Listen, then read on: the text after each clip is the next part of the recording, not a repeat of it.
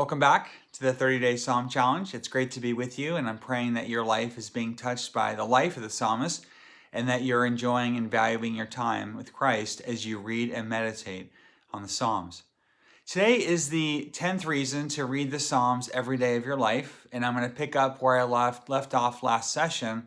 You'll remember that I shared with you the wisdom and teaching of Walter Brueggemann, who taught that we can read the Psalms through the lens of the human experience of orientation, disorientation, and reorientation. Yesterday I talked about orientation. Today I'll focus on disorientation. The Psalms aid us in times of disorientation. During troubling times in life, we can lean on the psalmist to ground us and allow us to put one foot in front of the other. We all go through periods when we get an especially good handle on what it means to walk by faith. It's that sensation of like when you're driving at night in fog, you can only see a few feet in front of you, even when the lights are turned on. In those difficult moments and dark times, we need the support of others, and we need words of God to inspire and enable us in our life of faith. The psalmist penned these words in Psalm 13. "How long, Lord, will you forget me forever? How long will you hide your face from me? How long must I wrestle with my thoughts, and day after day have sorrow in my heart? How long will my enemy triumph over me? Look on me and answer me, Lord. Give light to my eyes, or I will sleep in death."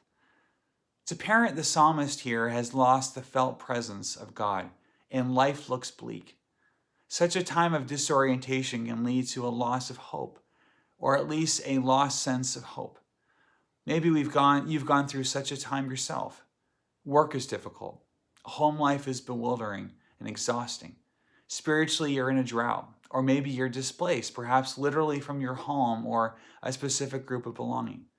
When we go through these chapters, we need words that can help validate our experience. In such a time, we can pray a psalm of disorientation. Disorientation was a common experience for the psalmist because Israel experienced many exiles by prevailing empires of their day, the Babylonians, Persians, and Assyrians.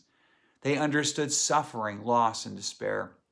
Suffering was common to the psalmist not only because of displacements, but because of the harsh nature of living in a sinful and fallen world. We too have our own experiences of disorientation, and the suffering of the psalmist helps us find that voice to articulate our soul's parchedness and deep longing.